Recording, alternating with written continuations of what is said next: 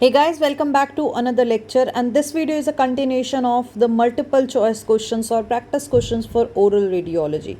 So let's get started with the today's first question we have is, which of the following is a major disadvantage of the paralleling technique? So we should first understand what's a paralleling technique. As the name suggests, paralleling technique means that we are talking about something parallel. So the film is going to be parallel to the long axis of the tooth.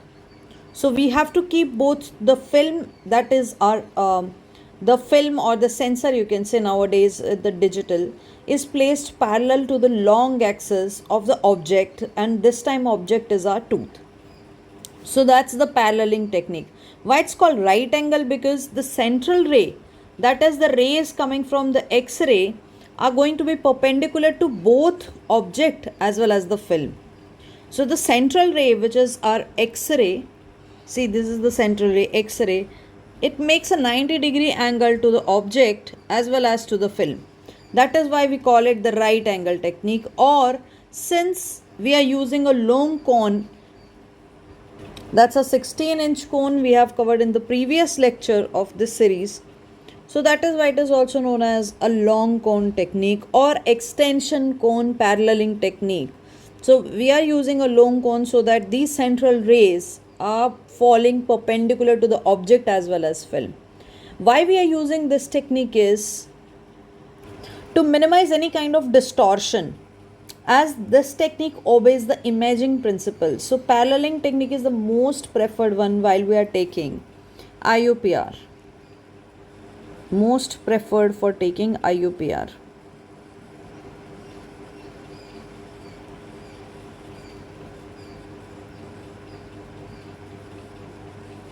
Now the major disadvantage of this paralleling technique is that we have to keep the film away from the tooth so that we make it parallel to the long axis of this tooth. So that's the main disadvantage, that we have to keep the film away from the teeth. And if you remember, we have already covered that source to object distance, that is our SOD, it should be larger, and the film to object distance, it should be smaller. So OID should be smaller, that is object to film distance, it should be smaller. But in this case, to make it parallel, to make the film parallel to the tooth, the film is actually placed away from the teeth. But what we have studied is, we have to place the film close to the object or close to the teeth to increase the sharpness. So that's the major disadvantage. Since we are placing the object film away from the object, so we are increasing the distance, that is going to result in some kind of magnification. And if you remember that, we have studied that if we increase this distance, if we increase the distance from film to the object or film to the tooth, that is going to cause more of penumbra. So if you see, one is a dark shadow and another one is a blurred light shadow. So this is the penumbra, which is going to decrease the sharpness of the image.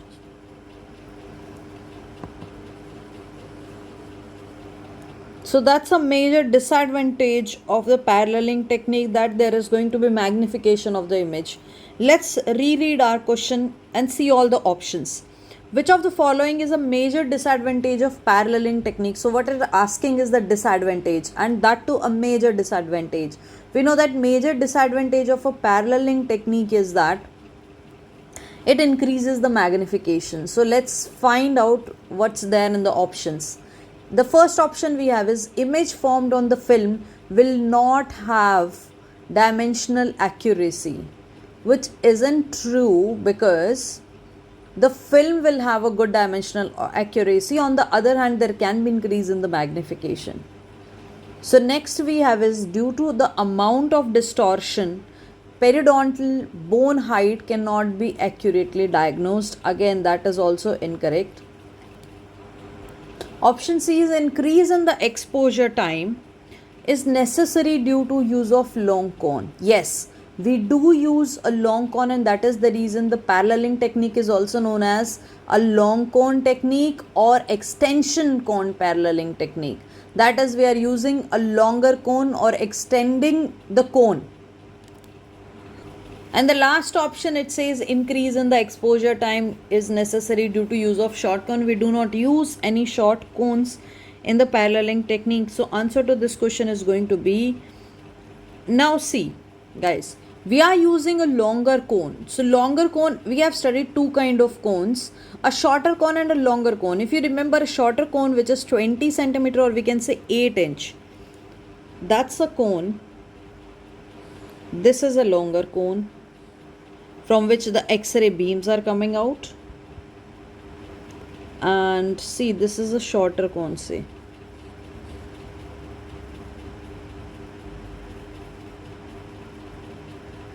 So that's the shorter cone.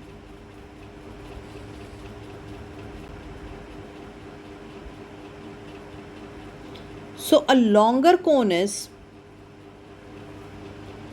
41 centimeters or 16 inches. That's a long cone, and that's what we use in the paralleling technique. We also have studied about the short cone, which is 20 centimeters or 8 inches. Now, since we are using a long cone, focal spot to both of these cones is supposed here. Since the cone is longer, so the X-ray are going to take little bit more time in the longer cone as compared to a shorter cone. So that's the reason answer to this question is C. Increase in the exposure time is necessary due to use of long cone. Now let's see the next question. We have is, which of the following is not a disadvantage? So we have to see it's saying not a disadvantage of a bisecting technique. Now let's read the options. Image on the X-ray film may be dimensionally distorted. Amount may vary. We do not know about this. Increase in the exposure time. Now we know there is increase in the exposure time is what we see in case of a paralleling technique because of a long cone.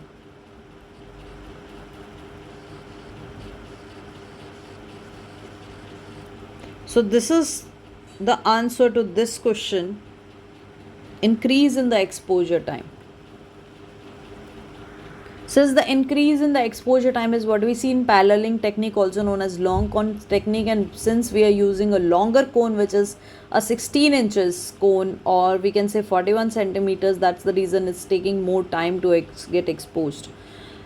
Next is due to the use of a short cone. Yes, we do use a short cone in bisecting angle technique, and which result in the divergent rays. This is a correct statement. The image is not true, not a true reproduction of the object.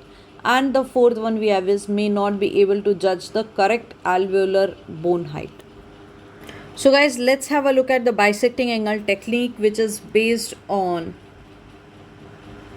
Chizinski,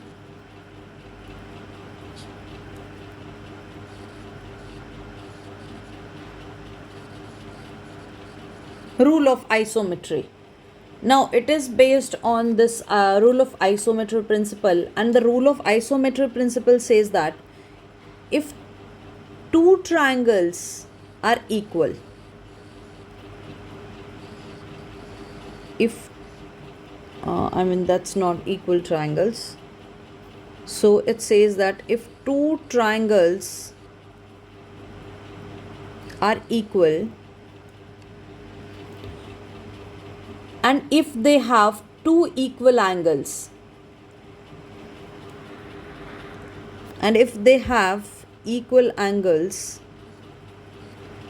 they share a same side. So these two triangles are going to be equilateral triangles. So that's the rule of isometry. So we use this isometry principle in bisecting angle technique. And in order to make two equal triangles, we have to see these equal angles sharing a common side. For that, we are going to place a film closer to the tooth. See, this is a film. When this film is placed more closer to the tooth. It's not parallel to the tooth this time, as what we have studied in the paralleling technique. The central ray, which is coming out of the tube head, is going to be bisecting the angle which is formed by the film with the axis of the object. See, this is the long axis of the tooth. So if you see the long axis of the tooth and the film, we have got two lines, guys. The long axis of the tooth and the X-ray film, and a line bisecting both of these. This is the bisecting line. The X-ray which is coming out of the tube is going to be perpendicular to this bisecting angle.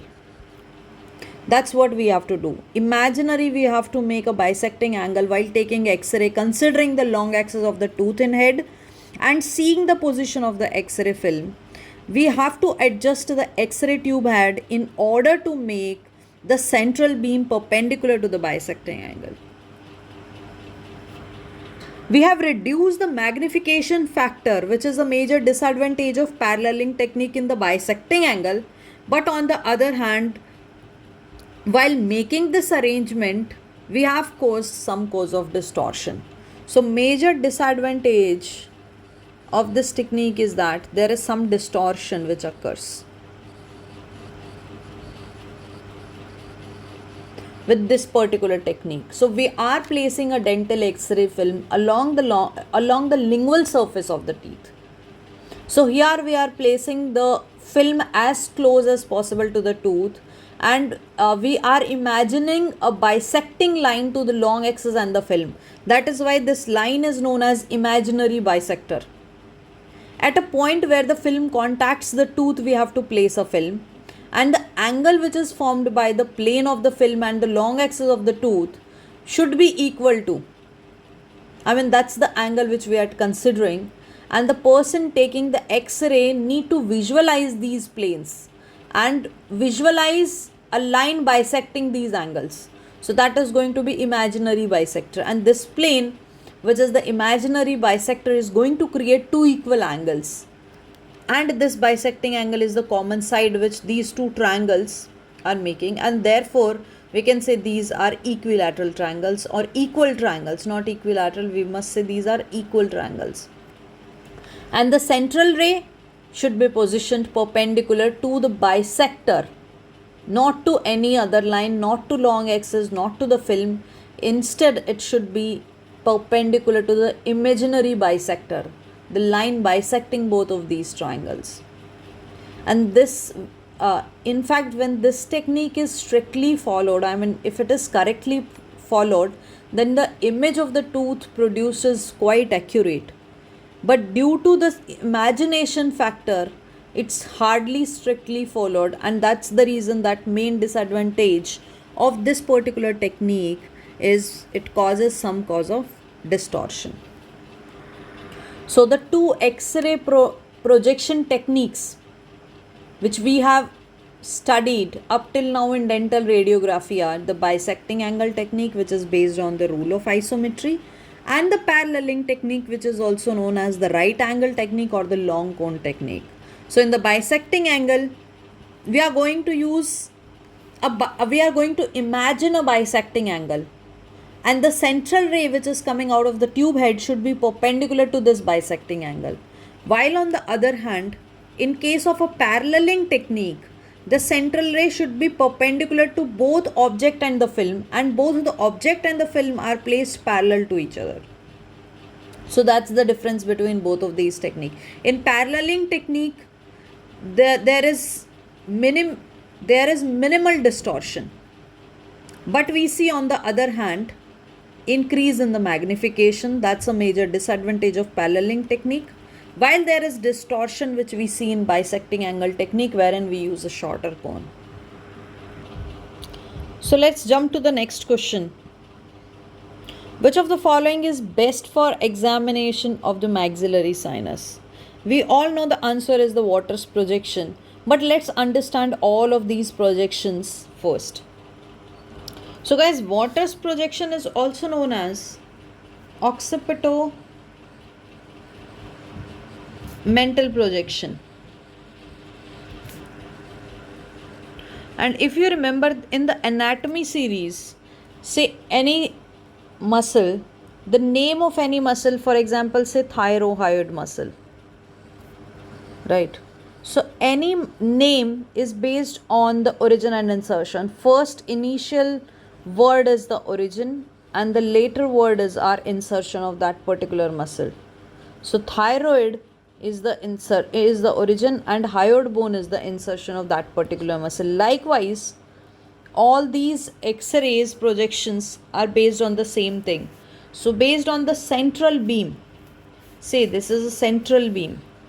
So how the central beam is passing the first structure, when the central beam is passing the first structure is put as the first word and the second structure is put on the second word. So occipitomental means if we see the X-ray, it is going to first pass in the occipital region, then the mental region. So the film cassette is placed like this, and in the Waters view, as since it is also known as the occipitomental projection, so X-ray beam is going to first pass the occipital region and then pass the mental region. So that is why we call it the occipitomental view. And in all these projection, we are going to take this canthomyatal line. So from the canthus of the eye and from the meatus, we are going to draw a line and we are going to see the angle, what angle is formed with this particular line. So in case of a Waters projection, this canthomyatal line makes an angle of 37 degrees. So the chin is raised such that the canthomyatal line is above the horizontal plane, and if you see that the patient's nose is actually bit away from the film cassette. So if you can see, there is little bit of space present between the nose and the film cassette. So in case of occipitomental view, the chin is raised such that the canthomyatal line is 37 degrees above the horizontal plane. And the central rays, this is the central ray, beam of X-ray. It passes through the maxillary sinus. So that is about the Waters view, and it is also known as the occipitomental view. It is a variation of a posterior anterior projection, since the X-ray is coming first from the posterior and going towards the anterior. So that is a variation of a posterior anterior view. And this particular view, the Waters view or the occipitomental view, is best for viewing the zygoma fractures and especially the sinuses. So all the sinuses are actually related to this Waters view. You can remember the sinuses contains air spaces, and we see with the help of a water. So Waters view is something which is related to the sinuses. So also the zygoma fractures, the paranasal sinuses and the nasal cavity. It demonstrates the position of the coronoid process between the maxilla and the zygomatic arch, if you appreciate over here. So in this Waters view, you can easily appreciate these sinuses, the maxillary sinus, then the ethmoid sinus, the frontal sinus, all these sinuses, the frontal sinus. This is orbit, guys. So don't think orbit as a sinus. So all these sinuses can be nicely appreciated in the Waters view. And this is also known as the occipitomental view. Now there is a modification of a Waters view, which you can see, modified Waters, which is used for wherein the canthomyatal line is actually 55 degrees. And this modified Waters view is used for orbital fracture or blowout fracture, orbital floor fracture, all these fractures. So you can see the range is 35 to 40, but we use it 37 degrees to canthomyatal line. And nose is placed 1 to 2 centimeters from the film cassette. Also, let's study about all these projections which they have talked about in the other options like lateral jaw projection, the reverse down and the submento vertex view. So talking about the lateral jaw projection. So lateral jaw, or we can say lateral skull projection. Guys, This is a kind of a projection wherein we are going to see the face laterally, so one side of the face. That means we are talking about the mid sagittal plane. Say this is the face of a person, that's the face of a person, so that's our mid sagittal plane. Since we are taking the face half, so the central ray, the ray coming out from the x-ray, is going towards, since the patient is facing like this, right? So that's the patient.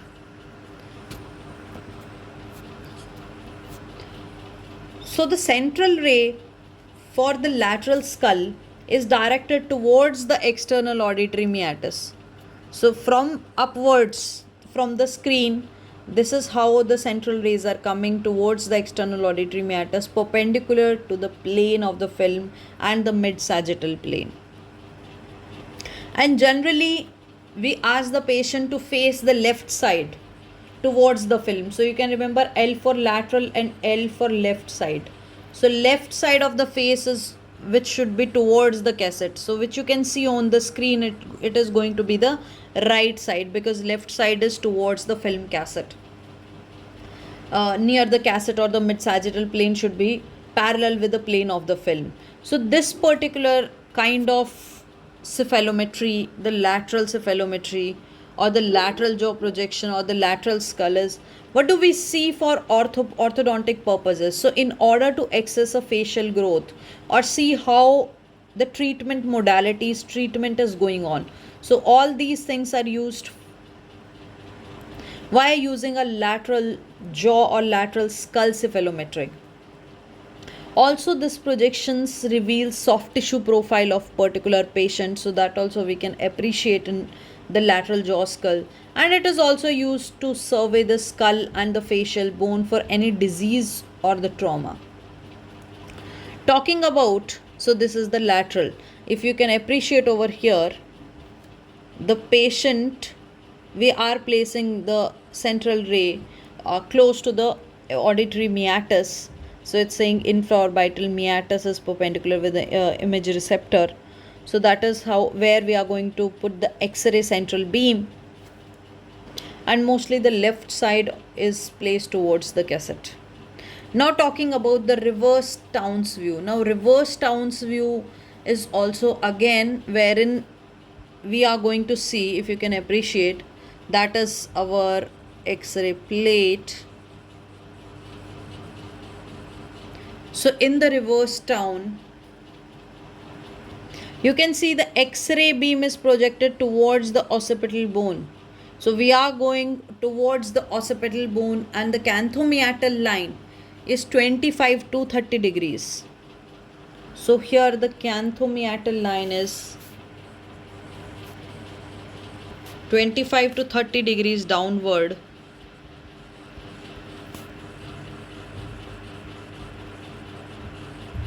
And the occipital, the central beam, central ray is directed towards the occipital bone.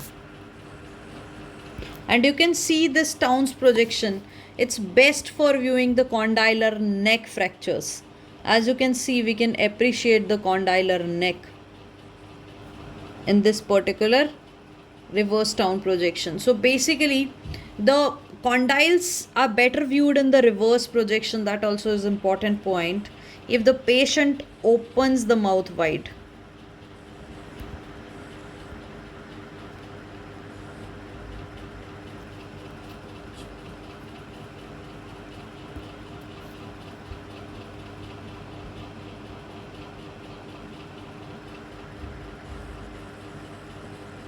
So we are going to see the condyles better. And as you can see, we can also have a look at the reverse Towne projection. So a person or this lady is opening the mouth wide so that we can see the condyles. So basically it's best views for condylar neck fracture.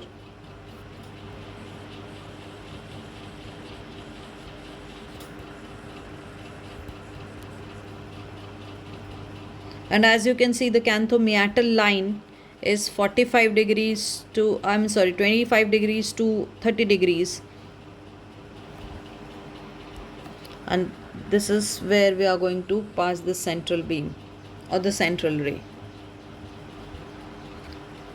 Now coming to the submento vertex projection.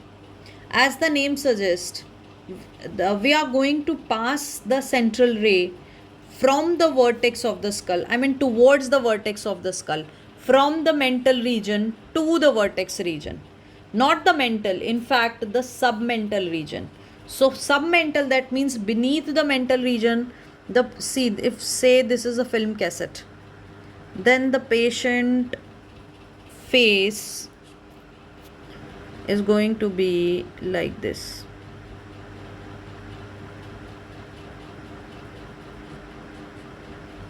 See, this is the eyes. So the tube head is going to be below the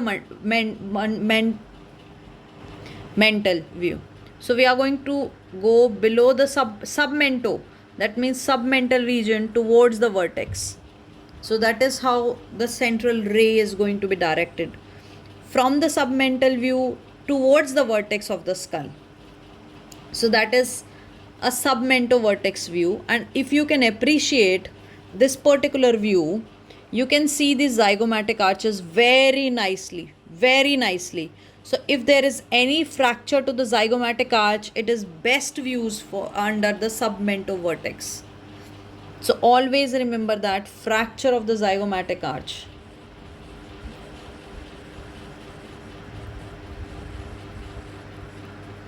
is best viewed under the submento vertex. Since it's a full axial view or base view, we can also say it the base or the axial view.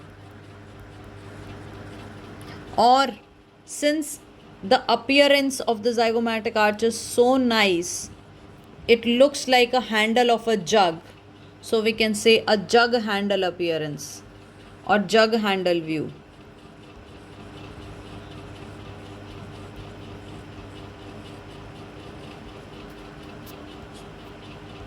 You can nicely appreciate the zygomatic bone, guys, over here.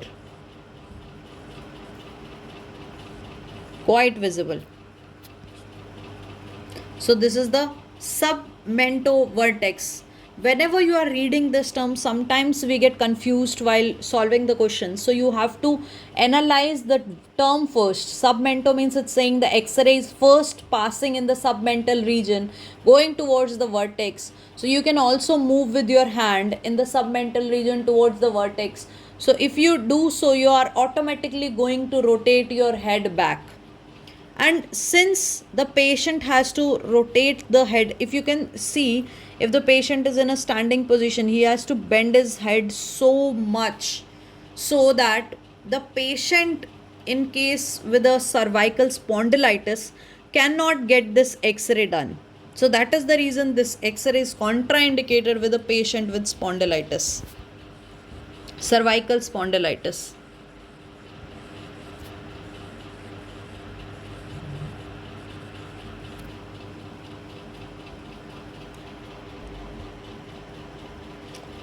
So that's the summary. The posterior anterior view is when the X-ray is directed from the posterior toward the anterior region. And if it is tilted at 10 degrees, that means the canthomeatal line is 10 degrees, then we call it the Caldwell projection. And it is best viewed for the coronoid process. So remember, coronoid process, we'll be studying only one view, which is the PA view of the skull. Or you can say the Caldwell projection, which is a 10-degree tilt. To the PA is known as the Caldwell's projection. The lateral skull is, we are going to see the growths pattern, and the Waters view, which is also known as the occipitomental view, is best viewed for sinuses, especially the paranasal and the nasal sinuses. Then the submento vertex view, which is also known as the jug handle view, we have nicely seen the zygomatic arch. So any fracture to the zygomatic arch or the base of the skull is nicely viewed in a submento vertex or a base, full axial, or the jug handle view. Reverse down projection is best viewed for the condylar neck fractures. And lateral oblique mandibular projection is for premolar molar areas for demonstration of these, especially the inferior border of the mandible. This is lateral oblique mandibular body projection. So if you are seeing the mandibular body, we are going to see the premolar molar areas. And if you are seeing the ramus area, so we know that the third molar is close to the ramus area. For examining the third molar region, we are going to see the lateral oblique mandibular ramus projection. So these are the few projections. You can also pause the video and read the table. Coming to the next question, which of the following projection is best for examination of the fracture of zygomatic arch? So for the zygomatic arch, we know the best projection is the submentovertex projection, which is also known as the jug handle view. That is used for best for the fractures of zygomatic arch and the base of the skull. So this is a table wherein you can revise or summarize all these views. PA view for the condylar fracture, especially the Caldwell. So that is PA skull. This is the PA view of the jaw. Then the PA view of the skull for the coronoid process. PA view of the jaw is for condylar fracture. Reverse down projection is when the patient opens the wide, we can nicely see the condyles. That also we have covered just now, the condylar neck fractures. Water view, or also known as the occipitomental view, is best used for nasal and paranasal sinuses. PA view of the skull, which is 10-degree tilt, also known as Caldwell projection, is best viewed for coronoid process. So coronoid processes, see, this is a condylar process, then we have the coronoid process. So coronoid process is best viewed in a PA skull or a Caldwell projection, which is 10-degree tilt to this PA view. The submentovertex is used or best viewed for zygomatic arch fracture or zygomatic fracture, which is also known as the full axial view or the base or the jug handle view. The lateral oblique, which is 15 degrees, is the lateral oblique ramal projection. The lateral oblique, which is 30 degrees, is our lateral oblique mandibular body projection. So mandibular body is going to cover close to the premolar molar area, so that is going to analyze us for the horizontal favorable and unfavorable mandibular fractures, while on the other hand the lateral oblique ramal view will give us a view of the ramus and the body of the mandible, which is 15 degree. A CT scan is what we see, or the investigation of choice for the bony ankylosis of the TMJ.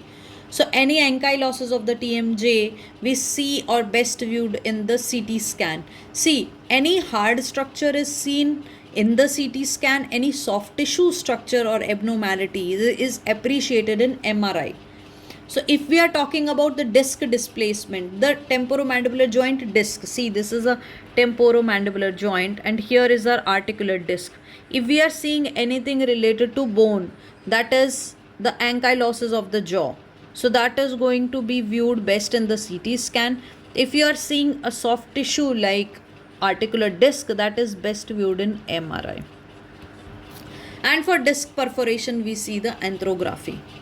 Coming to the next question, which of the following projection is best for examination of the condyles and the neck of the mandible from the anterior posterior projection? So we know that the mandibular fracture, the condyles and the neck of the mandibles are best viewed under the Townes view with the patient with opened mouth.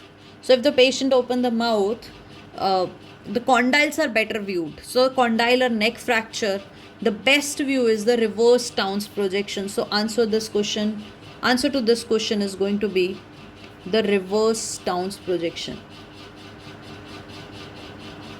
And answer to the previous question, zygomatic arch fracture is going to be the jug handle or the submentovertex view, full axial or base view. Coming to the next question.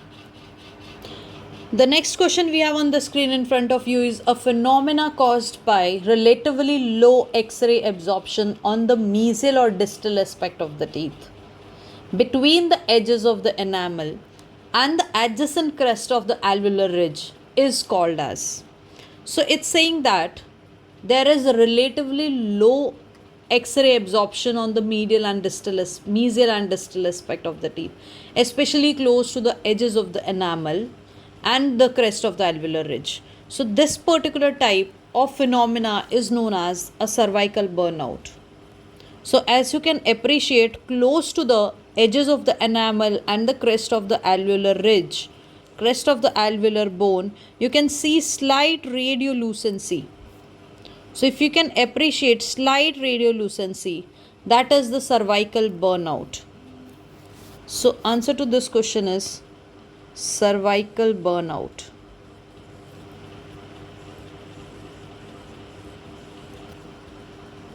Now also sometimes proximal caries appears to be the same. So what's the difference between the proximal caries and the cervical burnout?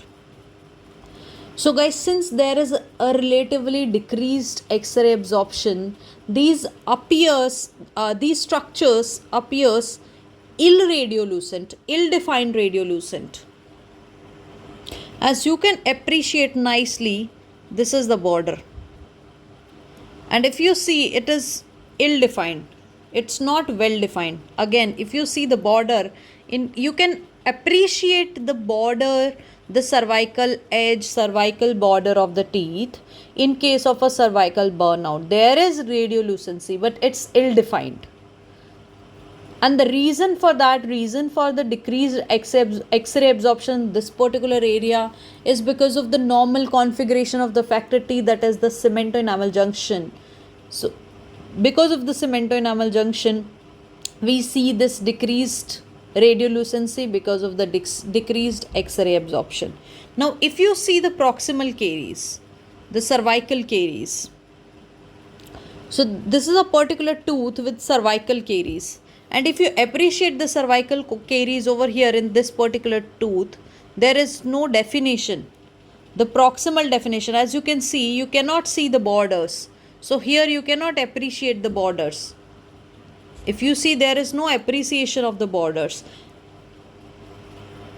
So you can appreciate when there is no border, then there is a proximal caries. And close to the alveolar ridge, when you can slightly appreciate the borders, if there is ill-defined radiolucency, then we call it a cervical burnout. So that's the answer to this question. Next question we have is, which of the following types of intraoral radiographs are most useful in detecting interproximal caries? So interproximal caries are best detected via a bite wing radiograph. So these radiograph only shows the crown of both maxilla and the mandible, not the root apex. So these bite ring radiograph are basically used for two purposes. One is the interproximal caries and another one is to see the bone levels. So the bone height, supracrustal bone height. That's two indications for an bite wing radiograph. So as you can see, this is a picture of a bite wing radiograph wherein you can nicely appreciate the crowns of both maxilla as well as mandibular teeth in a single radiograph. And the primary reason for taking a bite wing radiograph is for detecting the interproximal caries. Also, you can see the progression of a periodontal disease, because in this radiograph, you can also nicely appreciate the height of the bone, guys. Nicely appreciate the bone height.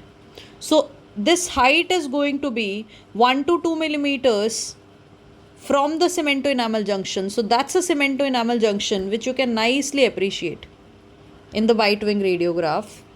And if you see the bone, normally the bone level should be 1 to 2 millimeters beyond the CJ. For 1 to 2 millimeter beyond the CJ, we can see the supracrustal bone height. If the bone levels are much beyond the CJ, horizontally, say suppose if the bone level are like this, then we can say that there is a horizontal bone defect. And if the height of the bone or the shape of the bone loss is somewhere like this, then we can say the vertical bone defect. So based on the level of the bone, we can say the bone defect in a bite wing radiograph. So you can also monitor the progression of a periodontal disease by seeing the crestal bone level. in a bite wing radiograph. Along with that, you can see the interproximal caries in both the arches, for the maxilla as well as for the mandible interproximal only in one radiograph. So in order for a film to be to be of diagnostic use, the quality of the X-ray should be excellent. It should be dimensionally accurate, should have open contacts, optimum contrast, optimum density. And while taking a bite wing radiograph, a film must be placed either in a horizontal or a vertical positioning. So vertical bite wing provide the periodontal information like the level of the bones, the furcation involvement, and if there is a fuzzy crustal bone, that can be associated with an early periodontal disease, so early periodontitis. Also in the bite wing radiograph, we have sizes. Like for children or for primary dentition, we use 0 number film. So let's write the bite wing sizes.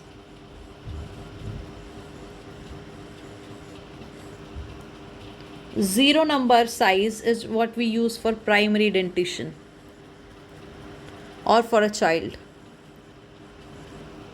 And a child, if is having a mixed dentition, then we use the number 1 film. And number 2 film, basically number 2 to number 4 film, is what we use for permanent teeth. The standard film which we use is the number 2 film. And number 4 film is the largest intraoral film.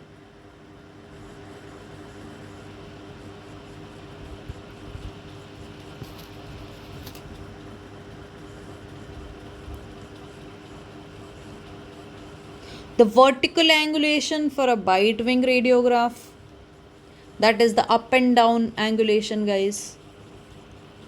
It should be plus 8 to plus 10 degrees.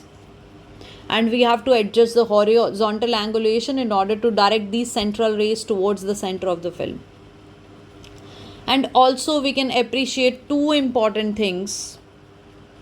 One is the level of the bone height, crestal bone,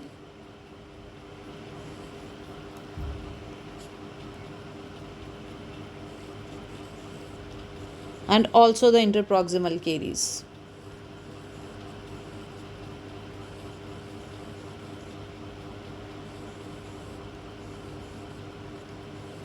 And for bone level, the vertical bite wing is most often used.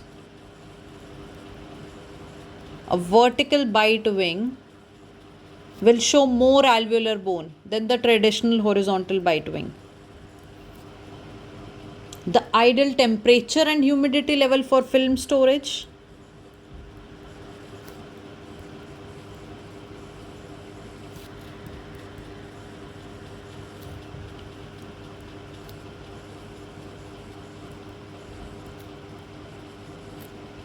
Is between 50 to 70 degrees Celsius, 70 degree Fahrenheit, and 30 to 50% of humidity. So that's about the bite wing radiograph. Now let's have a look at the next question. The period between the radiation exposure and the onset of symptom. See guys, always whenever you are exposed with anything, and before the symptom occurs, usually in the disease we call it the incubation period. But here, when the person is undergone a radiation exposure and before any symptom develop, we call it the latent period. So latent period is the period between the exposure and the onset of any sign or symptom. This period can be short or longer based on the amount of or the dose of radiation the person has been exposed to. Next option is the period of cell injury. So after the latent period, once the person shows symptoms, that's the period of cell injury. That means there is cellular death because of the cellular injury. There can be changes in the cell function, abnormal mitosis of the cell. Then the last phase is the recovery phase. That's the last event following the sequence of radiation injury. So some cells undergo recovery, especially if the radiation is a low level of radiation. Sometimes a patient can undergo very low level of exposures again and again. So any repeated exposure gets accumulated and causes severe health problems. So this particular kind of effect are additive effect. Every time a person has undergone exposure, these radiation exposures are going to add up. So these are additive effect which can lead to serious health problems, especially carcinogenesis, cancer causing. It can lead to various cancers, gene mutation which can even cause birth defects or any kind of leukemia or cataract. So the answer to this question is the latent period, which is the period between the radiation exposure and the onset of the symptom. Depending on the dose of the radiation, the latent period can vary from short to long. So coming to the next question, which of the following digital image receptor is most common at this time? See guys, we have different kind of digital image receptors. Earlier we used to use these IOPR films. Nowadays we use the digital image receptors. So we have different image receptors in the options. You can see charge injection devices, CMOS, complementary metal oxide semiconductors, or APS, active pixel sensors. So these are the sensors for pixel. Then we have the charged coupled devices, which are CCDs. The one you can see in the first diagram over here, we have a device which you can see the battery. So that is a device which can be charged. So it's kind of like an injection device. It's wireless. You can carry anywhere you want to. So this particular devices are CID, a charged injection devices. And the next picture you can appreciate. So these kind of devices wherein you can see a cable along with the sensor and a USB which is connected to a computer or nowadays a laptop. So this particular can be a CMOS if it is a semiconductor, or it can be this appearance can be of CCD, a charged coupled device. So charged coupled device, see guys, there are three components to a direct digital X-ray image. There is going to be a X-ray radiation source, so from the X-ray machine, a sensor which is any of these. So it can be a charged coupled device, it can be CMOS. So these sensors and a computer. So the images are captured using these solid state detectors, or we can say sensors, or a charged coupled device, or a CCD or CMOS or CID. So these are going to capture the images and show these images on a computer screen. And these sensors are going to detect the image via X-ray source. Once the X-ray hits these sensors, then only they are going to show image. So we have got three components. One is the X-ray radiation source, a sensor, and a computer. The sensor can be any of these. So among all, the most direct digital system we use is a CCD, a charged coupled device. When I'm saying you a direct digital, that means we have three options for capturing a X-ray. So guys, let's write here only. So we have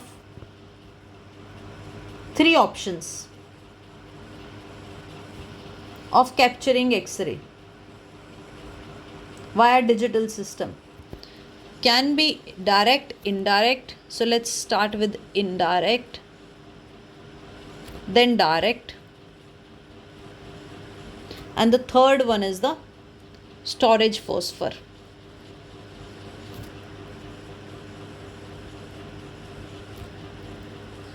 Imaging.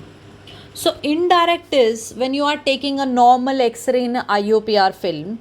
Say suppose you have this IOPR film, normal, conventional, wherein you have processed that film and you have done all the steps. Now you want this image on a computer screen. So you are going to scan this IOPR film. So converting this original analog image, which is the IOPR or a dental X-ray, and you're putting into a scanner, and converting into a digital image. So that is the indirect digital X-ray. So indirect digital X-rays are, you are placing this conventional X-ray film, connecting to a desktop scanner, and it is going to scan the image and portray into a digital image. So this IOPR film, it's like how you scan the papers in a scanner. So they are going to scan it and then show it on a computer screen. That's how the indirect digital X-ray image works, via a digital scanner.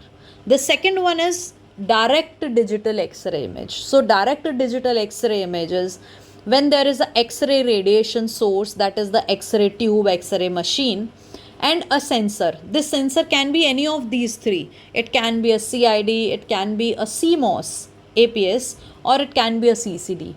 So if it is a charged coupled device, that's a CCD. A complementary metal oxide semiconductor, then it's CMOS. Active pixel sensor is APS, and a charge injection device is CID, what is displayed in this picture over here.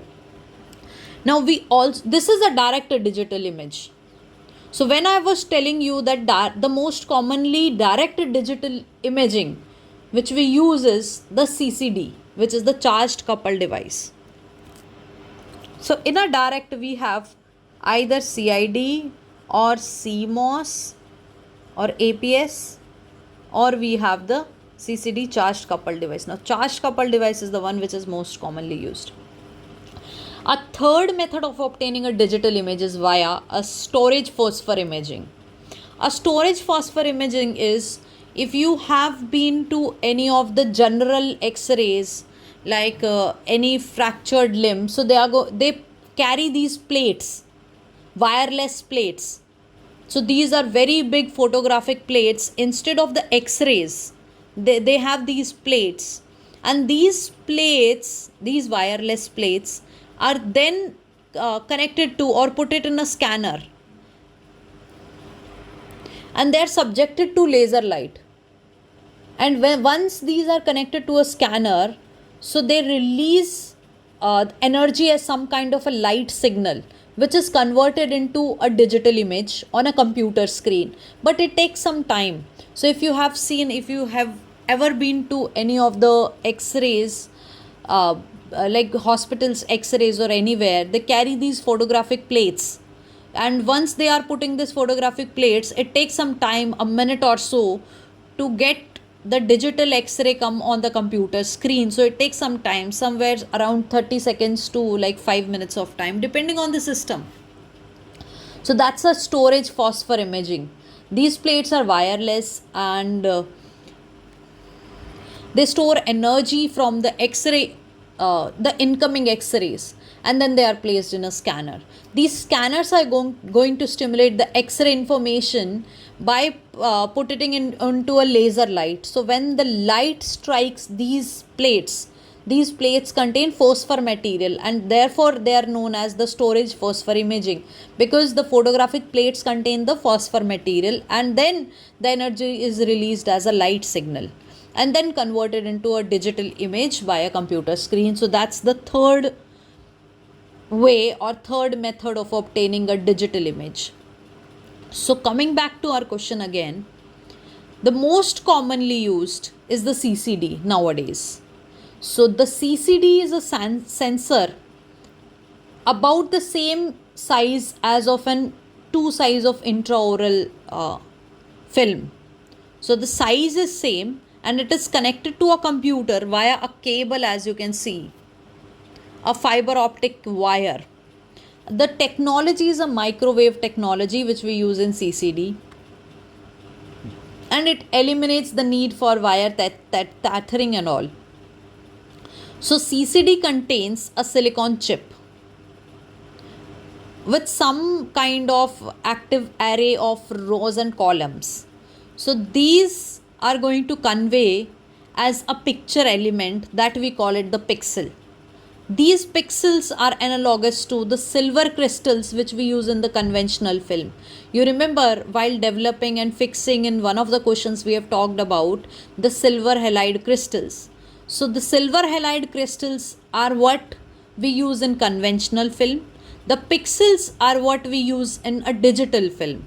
And these pixels are more sensitive to radiation, 80% more sensitive to radiation.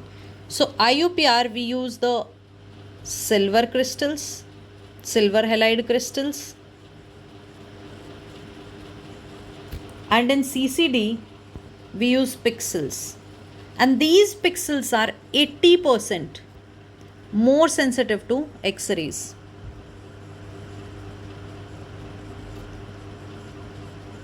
So if you are using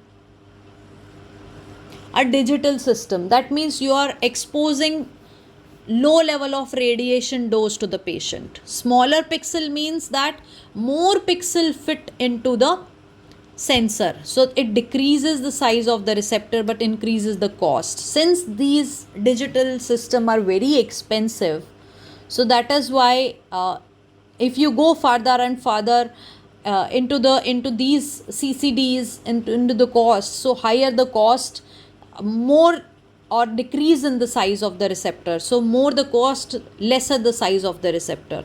So that means more pixel fit into the sensor. Or in simple words, more you can zoom and see nicely or clearly. And the fun of using these digital images is that you do not have to go through any of the processing. So immediately you will get a digital image on your computer screen. And also you can educate the patient. Earlier patient used to go into used to go towards this view box, and we had to teach the patient. So it was like occupying more of the chair side time. Nowadays we have less chair side time, since we have chair side monitors wherein we can also see the X-ray or digital image immediately, and we can immediately educate the patient the chair side, along the chair side. So patient need not to go anywhere. Also the ability to enhance the image, you can zoom the image, and the benefit of this digital image is that you can increase or decrease the brightness or contrast. So that these are the main advantages of the digital imaging. So answer to this question is the CCD, which is the most frequently used or most commonly used nowadays. Coming to the next question, all of the following are advantages of digital radiography, except we have already discussed this question.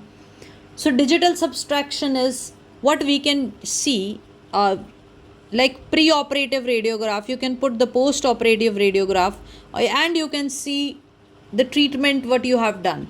So that's a digital subtraction. That is again advantage. So it's asking except what is not an advantage of a digital radiography. The ability to enhance the image, yes, you can zoom in the image in digital radiography, which you cannot do in IOPR, conventional film. The size of the intraoral sensor. See guys, the size of the intraoral sensor is same as the number 2 IOPR film. So the size remains the same. There is no change in the size. In fact, the thickness of the sensor is bulkier. So from 3.5 to somewhere 8.5, the silicon chip we are using in the sensor is basically a thicker as compared to a thin X-ray film, conventional X-ray film. And the patient education, yes, we can educate the patient. So the answer to this question is exception. So the answer is going to be C, the size of the intraoral sensor, because it is same as that of number 2 IOPR film. Now coming to the next question, the method of obtaining a digital image similar to scanning a photograph to a computer screen is termed as. So it's saying that method of obtaining a digital image similar to scanning a photograph.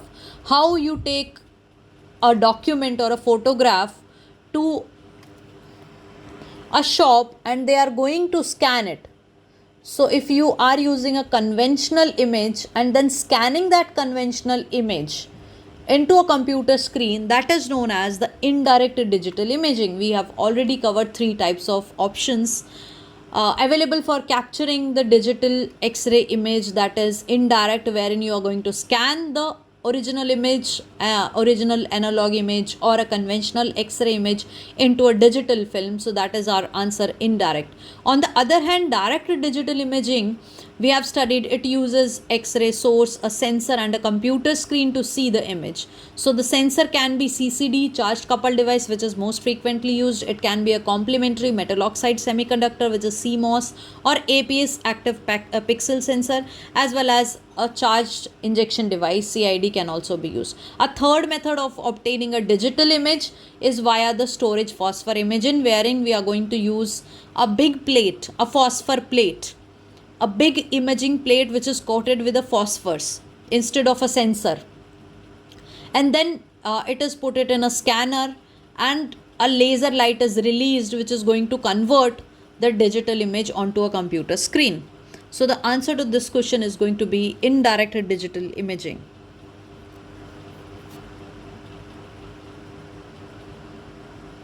Since it is scanning the image. So coming to the last question for today's lecture is, digital radiography requires less radiation than conventional, and the reason behind is the sensor is more sensitive to X-ray radiation. As I've told you that exposure times for digital radiography is 50 to 80% shorter than a E-speed film. E-speed film is the fastest film starting from A. So we have A, B, C, D like that, and E film is the fastest film, and these digital X-rays are even 50 to 80 times more faster than the E-speed film.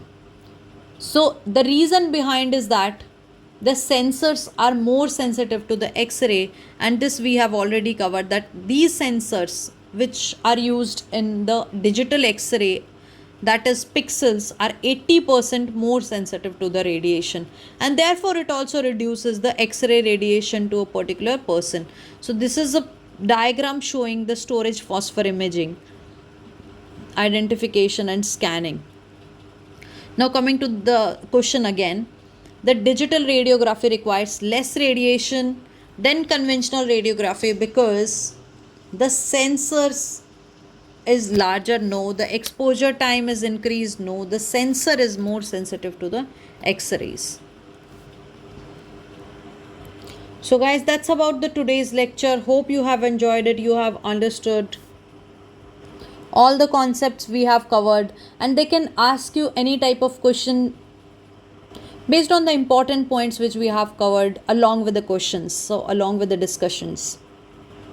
So keep reading, keep learning, stay motivated. I'll see you soon in the next lecture.